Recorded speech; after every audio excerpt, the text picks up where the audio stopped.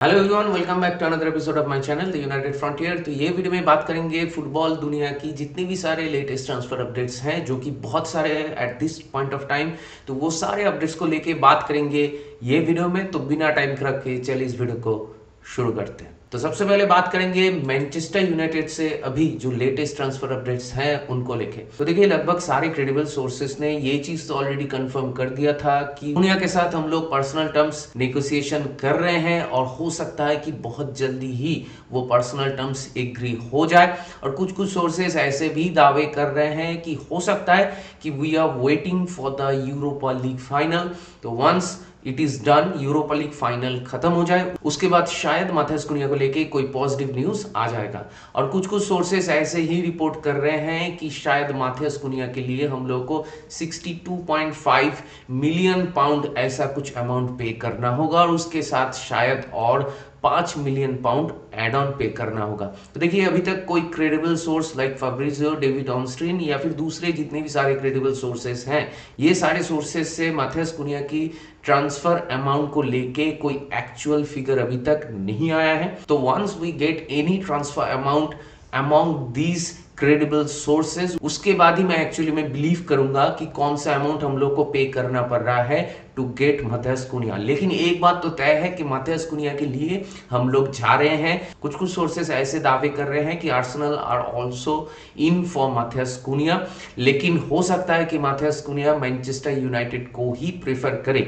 तो देखते हैं आगे जाते हुए माथेस कुनिया को हम लोग साइन कर पाते हैं कि नहीं, और दूसरी तरफ अगर साइन करते भी है तो कितना हेफ्टी अमाउंट हम लोग को पे करना होगा। क्योंकि एक सीधी सी बात है कि माथेस कुनिया इस सीजन में बहुत ही बढ़िया खेल चुके हैं और उसी के साथ प्रीमियर लीग प्रूवन है और उसके पीछे बहुत सारे क्लब्स हैं जो कि उनके पीछे जाएंगे अगर माथेस कुनिया को हम लोग साइन नहीं कर पाते।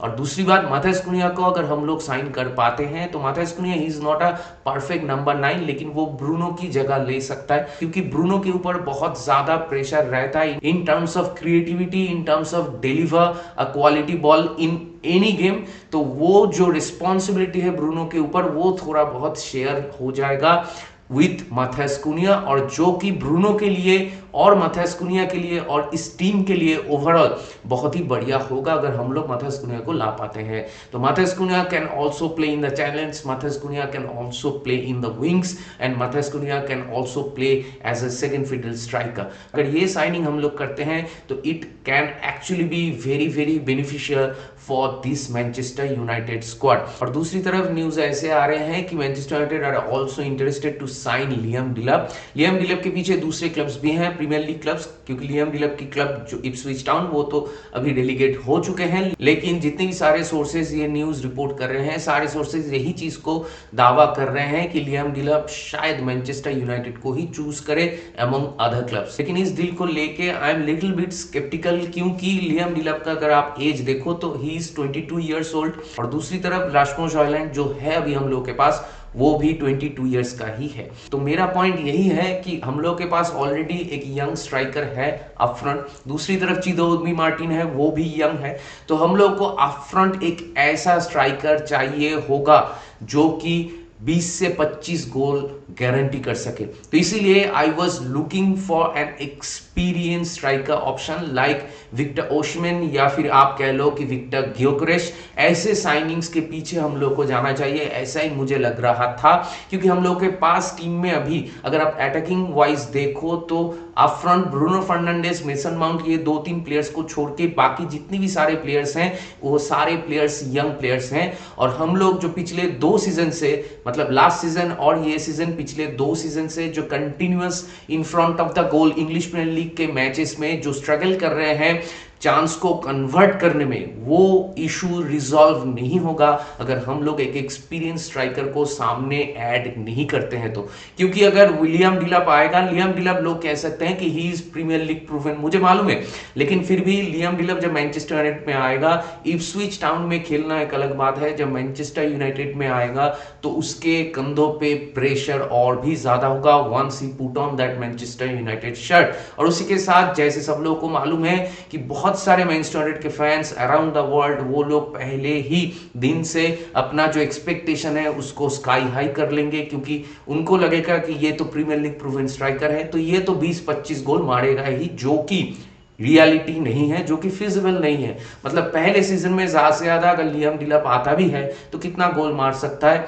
मेरे ख्याल से 10 से 15, जो कि हॉलैंड ने भी मारा था अपने पहले सीजन में। लेकिन उसके बाद सेकंड सीजन में टीम खराब खेलने लगा, बहुत सारे मैनेजरियल चेंजेस होने लगे, उसके साथ उसका कॉन्फिडेंस भी डाउन हो गया। कुछ उसी तरीके से सिमिलर सी स्टोरी, सिमिलर सी रिस्क रह जाएगा लियाम डिलप वाला ट्रांसफर में। अगर लोगों के पास पेशेंस होता तो मैं कुछ नहीं कहता लियाम डिलप के डील को लेके। I would have been very very happy with this deal, क्योंकि एक यंग प्लेयर है तो उसका अभी भी पीक आना बाकी है। He is not a finished product. तो अगर एक टीम के साथ बहुत दिन से वो जुड़ा रहता है तो हो सकता है कि धीरे धीरे वो जेलअप कर जाए, और एक बार जब टीम का केमिस्ट्री बिल्ड हो जाए तो उसके बाद वो अपना नेचुरल गेम खेल सकता है और एक्चुअली गोल्स प्रोड्यूस कर सकता है। लेकिन हम लोग के पास पेशेंस की बहुत कमी है। जैसे कि सब लोग को मालूम है कि वेस्ट हैम वाला गेम हारने के बाद से रूबेन अमोरिम आउट, एक सेक्शन ऑफ फैंस ऑलरेडी शुरू कर दिए हैं सोशल मीडिया में, और स्पेशली यूके फैन बेसिस में ये आपको ज्यादा देखने को मिलेगा। ये टॉक्सिसिटी, ये डिल्यूशनलनेस, जो भी आप कह लो,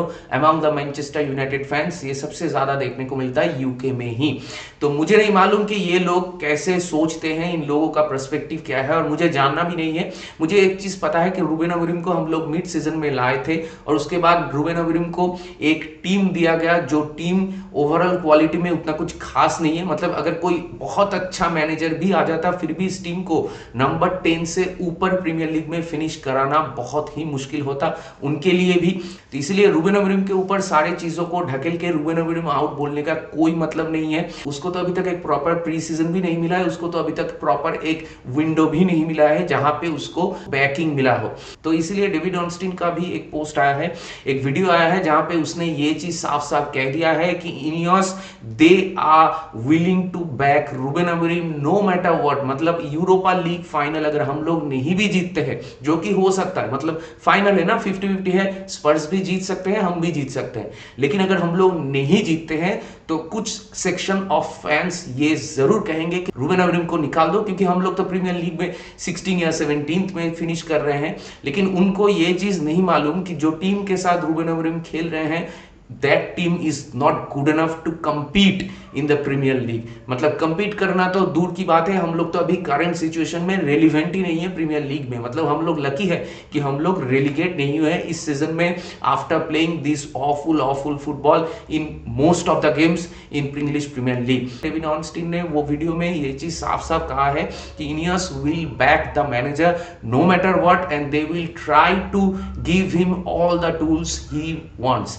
तो उसके लिए हम लोगों को प्लेयर सेल भी करना होगा। तो दूसरे रिपोर्ट्स भी आने लगे कि रूबेन अमोरिम बहुत सारे प्लेयर्स से मूव ऑन करना चाहता है, जो अगर आप रूबेन अमोरिम के पर्सपेक्टिव से सोचो तो ये चीज बहुत ही नॉर्मल लगेगा। क्योंकि मुझे भी तो ये चीज लगता है कि हम लोग जैसे इतना ज्यादा पैसे देके ओनाना को लेके आए कि वो एक स्वीपर कीपर है, वो पासेस खेल सकता है। मतलब सभी को तो वो इंटर मिलान के साथ मैनचेस्टर सिटी का जो फाइनल था चैंपियंस लीग का, सभी को तो वही मैच याद है कि वो मैच देख के हम लोग एक परसेप्शन सेट किए थे, एक एक्सपेक्टेशंस लेवल सेट किए थे हम लोग अलग अलग कि ओनाना ऐसा कर सकता है। लेकिन उसका वो मैच में जो परफॉर्मेंस था ओनाना का, उसका आधा भी अभी तक कोई भी मैच में ओनाना से निकल के नहीं आया इन मैनचेस्टर यूनाइटेड शर्ट। ओनाना एक दो मैचेस में अच्छा खेलता है, उसके बाद फिर से क्रिटिकल टाइम पे या फिर कोई मैच में सिली मिस्टेक कर देगा या फिर फंबल कर देगा, या फिर हम लोग ओनाना के चक्कर में गोल्स कंसीड कर लेंगे। तो ये जो दिक्कत है ओनाना के साथ कंसिस्टेंसी की, ये दिक्कत मेरे ख्याल से ओनाना के साथ अगले सीजन में भी रहेगा। मुझे मालूम है कि डेविड डी गया जब आया था मैनचेस्टर यूनाइटेड पे तो उसका भी पहला 2 सीजन में वो गलतियां करता था, लेकिन इतना ज्यादा, मतलब इतना फ्रीक्वेंट गलतियां वो नहीं करता था लाइक ओनाना पहले सीजन में भी बहुत सारे ऐसे गलतियां किया। ओनाना की वजह से हम लोग चैंपियंस लीग में लास्ट में फिनिश किए थे, उसके बाद प्रीमियर लीग में बहुत सारे मैचेस में ओनाना की वजह से हम लोग गोल कंसीड किए थे अननेसेसरी। इस सीजन में भी ओनाना का वही कुछ सिमिलर सी ट्रेड्स हम लोग को फिर से देखने को मिला है। तो अगले सीजन में भी अगर ओनाना के साथ ही हम लोग कंटिन्यू करते हैं तो अगले सीजन में भी वही चीज हम लोग को फिर से देखने को मिलेगा। प्रीमियर लीग में हम लोग जैसा खेल रहे हैं उसको कंसिडर करते हुए हम लोग यूरोपा लीग फाइनल में पहुंच चुके हैं। It is not that much of a bigger achievement. ओनाना जैसे गोलकीपर को लेके यूरोपा लीग के फाइनल तक पहुंचे हैं, तो certainly it is a big a massive achievement by Manchester United. तो इसीलिए मैं चाहता हूं, मेरा पर्सनल ओपिनियन यही है कि ओनाना से हम लोग मूव ऑन करें। लेकिन यहां पे दिक्कत यही आ जाता है कि ओनाना को खरीदेगा कौन और उसके लिए पैसा कितना मिल सकता है हम लोग को, क्योंकि हम लोग को दूसरे पोजीशंस में भी रिक्रूटमेंट करना है। दूसरी तरफ बायंदीर भी मुझे लगता है चला जाएगा, तो टेक्निकली हम लोग को और एक कीपर मतलब नंबर 2 कीपर भी ढूंढना होगा मार्केट में जाके। इतने सारे प्लेयर्स हम लोग कैसे रिक्रूट करेंगे, वो ही हम लोग के लिए अभी सबसे बड़ा चैलेंज होगा। अगर हम लोग यूरोपा लीग जीत जाते हैं तो एक हम लोग के पास एक कुशन होगा पैसों की और चैंपियंस लीग फुटबॉल होगा। इससे हम लोग अच्छा प्लेयर्स, अच्छे प्रोफाइल के प्लेयर्स जो रूबेन अमोरिम के सिस्टम के लिए चाहिए होगा वो शायद खरीद सकते हैं। लेकिन फिर भी डिपेंड करेगा कि हम लोग प्लेयर्स को बेच के कितना कमा रहे हैं। जैसे कि मार्कस रशफोर्ड अगर बार्सिलोना में जाते हैं,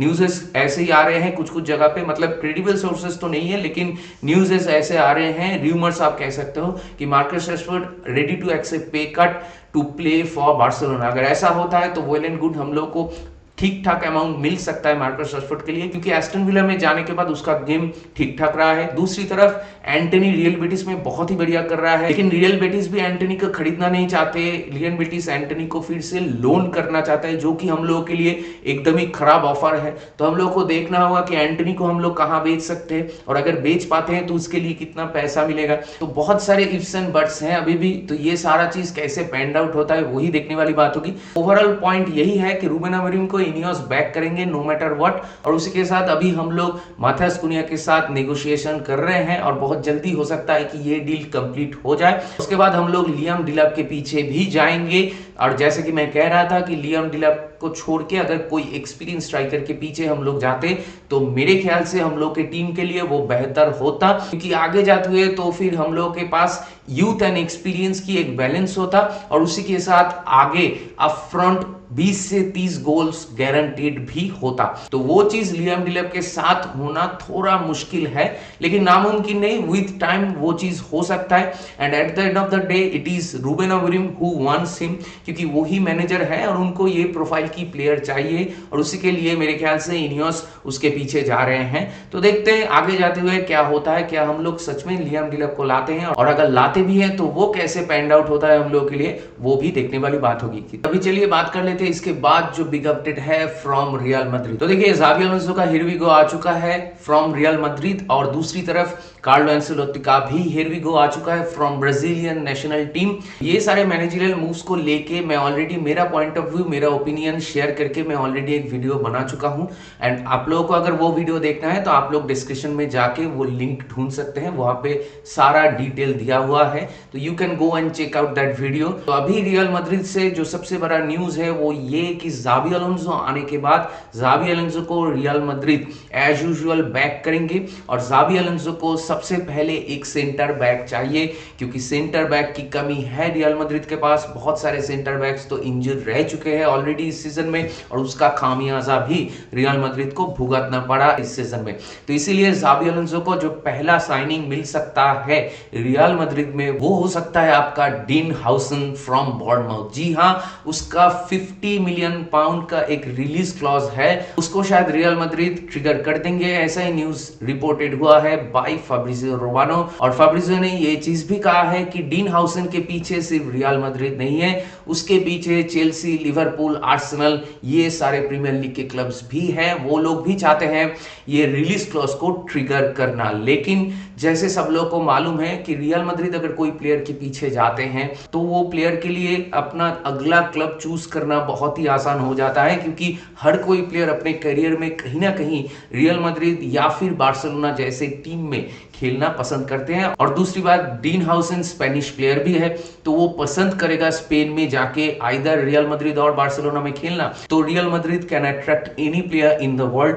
तो इसीलिए मुझे लगता है कि अगर रियल मैड्रिड आ जाता है सीन में और ट्रिगर कर देता है रिलीज क्लॉज, तो आर्सेनल, चेल्सी एंड लिवरपूल के लिए बहुत मुश्किल होगा डीन हाउसन को कन्विंस करना to join them. Real Madrid अगर इस समर ट्रांसफर विंडो में जाता है विलियम सलीबा के पीछे तो आर्सेनल को बहुत ज्यादा पैसा देना होगा। अगर विलियम सलीबा को लेना ही है तो रियल मैड्रिड अगले ट्रांसफर विंडो में फ्री में उसको ले सकता है। तो इसीलिए मुझे लगता है कि डीन हाउसन वाला जो डील है वो होने के चांसेस ये समर ट्रांसफर विंडो में और भी ज्यादा है। एंड अगर आप रियल मैड्रिड के फैन हो और आपको मालूम नहीं है कि डीन हाउसन कैसे प्लेयर है तो let me tell you one thing कि he is a very very good prospect और उसी के साथ प्रीमियर लीग में इस सीजन वो बहुत ही बढ़िया खेल चुका है। और अगर रियल मैड्रिड जैसे एक टीम में वो ज्वाइन करता है तो आजू बाजू में भी बहुत बड़े बड़े प्लेयर्स के साथ उसको खेलने का मौका मिलेगा। तो eventually he will get better and better, he can be a very very good player in the future for real Madrid. तो ये डील अगर होता है तो ये डील प्लेयर के लिए भी और क्लब के लिए भी, दोनों के लिए ही एक बेनिफिशियल डील हो सकता है। और इसके बाद चलिए जो बिग न्यूज आ रहा है फ्रॉम लिवरपूल उसको लेके बात कर लेते हैं। तो जैसे कि मैं मेरे लास्ट वाले ट्रांसफर अपडेट वाला वीडियो में कहा था कि जेरेमी फ्रिम्पोंग का नाम आ रहा है लिवरपूल के साथ और अभी ये चीज में भी कंफर्मेशन आ चुका है। फैब्रिजियो ने ये चीज साफ साफ कह दिया है कि Liverpool are in advance talks to sign Jeremie Frimpong from Bayer Leverkusen. जैसे कि मैं मेरे लास्ट वाले वीडियो में भी कहा था कि अगर ये डील होता है तो ये deal both player and club Liverpool के लिए विन विन सिचुएशन होगा और एक अच्छा डील होगा लिवरपूल के लिए। और ट्रेंट अलेक्जेंडर की जगह पे उनको भी एक बहुत ही अच्छा रिप्लेसमेंट मिलेगा in terms of Jeremie Frimpong, जो नीचे भी बहुत बढ़िया खेलता है और ऑफेंसिवली भी असिस्ट एंड गोल वगैरह प्रोड्यूस करता है। तो लिवरपूल के लिए ये डील बहुत ही बढ़िया डील हो सकता है। और जैसे कि रिपोर्ट्स आ रहे हैं वो सुन के ऐसा ही लग रहा है कि लिवरपूल बहुत जल्दी ये डील सिक्योर कर लेगा। इसके बाद चलिए बात कर लेते हैं बायर्न म्यूनिख से जो भी अपडेट आ रहा है वो ये, Bayern Munich are really closing on to seal the deal of Jonathan Tah with Bayer Leverkusen. बीच में बहुत सारे ऐसे न्यूज रिपोर्ट्स आ रहे हैं जो कि क्रेडिबल सोर्सेस नहीं थे कि जोनाथन टा might and up in Barcelona, लेकिन अभी ऐसे ही रिपोर्ट्स आ रहे हैं और वो भी क्रेडिबल सोर्सेस से, जैसे कि फैब्रिजियो ने ये चीज कहा है कि जोनाथन टा शायद बायर्न म्यूनिख को ही ज्वाइन करेंगे। और जैसे कि हम लोग को पता है हिस्टोरिकली कि बायर्न म्यूनिख अगर ऑपोजिशन को बीट नहीं कर सकते तो उनको खरीद लेते हैं। तो कुछ उसी तरीके से फ्लोरियन वर्ड्स को भी वो लोग खरीद रहे हैं बायर लेवरकुसेन से और उसके बाद जोनाथन टा को भी वो लोग खरीद रहे हैं, क्योंकि मेरे ख्याल से एरिक डायर शायद निकल जाएंगे बायर्न म्यूनिख के टीम से। तो उसके जगह पे एक परफेक्ट रिप्लेसमेंट हो जाएगा, मतलब उससे बेहतर रिप्लेसमेंट हो जाएगा इन टर्म्स ऑफ जोनाथन टा। तो मेरे ख्याल से अगर ये डील होता है तो ये डील बहुत ही अच्छा डील हो सकता है फॉर बायर्न म्यूनिख। इसके बाद चलिए बात कर लेते हैं थोड़ा रूमर्स को लेके कि बार्सिलोना से ऐसे ही रूमर्स आ रहे हैं, मतलब कोई क्रेडिबल सोर्सेज नहीं है लेकिन लोग ऐसे ही दावा कर रहे हैं कि बार्सिलोना हुलियन अल्वारेज के पीछे जाएंगे, एथलेटिको मैड्रिड से उनको खरीदने की कोशिश करेंगे। मतलब कुछ भी क्लिकबेट्स के लिए लोग रिपोर्ट कर देते हैं। और दूसरी तरफ बार्सिलोना का जो डायरेक्टर है डेको, उन्होंने साफ साफ आके ये चीज कह दिया कि इस समर ट्रांसफर में प्लेयर खरीदने से पहले उन लोगों का मेन जो मोटो होगा वो होगा कुछ सिमिलर सी चीजें जो लास्ट समर ट्रांसफर मार्केट में भी था कि they will try to keep the players they already have in their team। मतलब इस सीजन में भी उनका फर्स्ट प्रायोरिटी यही होगा कि टीम के अंदर जितने भी सारे प्लेयर्स हैं उनको वो लोग रख पाए अपनी टीम में इस सीजन में और उसी के साथ उनको और भी बेहतर करने की कोशिश करे इन द नेक्स्ट सीजन। तो यही फर्स्ट प्रायोरिटी होगा फॉर बार्सिलोना फुटबॉल क्लब, क्योंकि सभी को मालूम है कि फाइनेंशियल सिचुएशन वहां पर भी कुछ उतना भी अच्छा नहीं है। तो इसीलिए हुलियन अल्वारेज को खरीदना लगभग नामुमकिन है for a club like Barcelona at this point of time. He will cost a Fortune at this point of time, क्योंकि लिटरली ला लीगा का one of the best players हो रहा है और एथलेटिको मैड्रिड का one of the best players हो रहा है इस सीजन में। मतलब कितना ज्यादा पैसा देके मैनचेस्टर सिटी से एथलेटिको मैड्रिड लाया था उसको, फिर भी हम लोग कह रहे थे कि इट वाज अ बार्गेन। तो जितने भी सारे ऐसे रिपोर्ट्स आ रहे हैं हुलियन अल्वारेज को लेके, तो वो सारे रिपोर्ट्स प्रॉपर रूमर ही है, उनमें कोई भी सच्चाई नहीं है। And it is impossible to buy Julian Alvarez right now from Atletico Madrid, वो लोग कतई नहीं जाने देंगे उसको। इसके बाद चलिए बात कर लेते हैं मैनचेस्टर सिटी से। दो अपडेट्स आ रहे हैं। एक आ रहा है कि मैनचेस्टर सिटी लिवरामेंटो को शॉर्टलिस्ट किया है as a right back.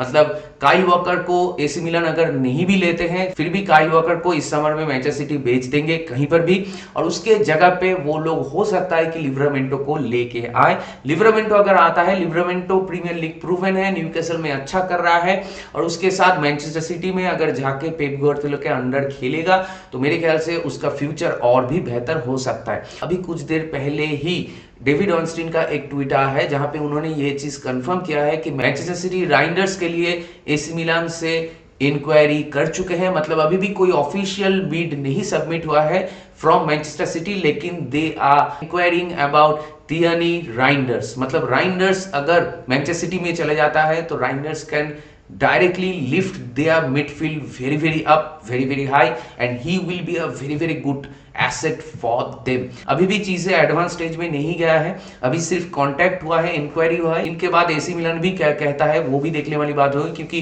Riders AC Milan के लिए भी बहुत ही एक इंपॉर्टेंट प्लेयर है। तो एसी मिलान अगर राइडर्स से मूव ऑन करेंगे तो एसी मिलान को उनके जगह पे कोई दूसरा सिमिलर से प्रोफाइल के प्लेयर को लाना होगा, जो कि ये मार्केट में उतना आसान नहीं है। तो only time will tell what will happen. Manchester City से फिलहाल यही दो अपडेट्स अभी आ रहे हैं। तो जितने भी सारे मेजर अपडेट्स पिछले 24 घंटे में आ चुका है वो सारे टॉपिक में मोरलेस मैं ये वीडियो में बातें कर चुका। और दूसरी तरफ मैनचेस्टर यूनाइटेड से हर दिन कुछ ना कुछ न्यूज़ेस आता ही रहता है। वो सारे न्यूज़ में मैं बात नहीं करना चाहता कि जैसे अगले सीजन में हम लोग इनियोस टारगेट कर रहे हैं कि हम लोग टॉप 6 में फिनिश करें।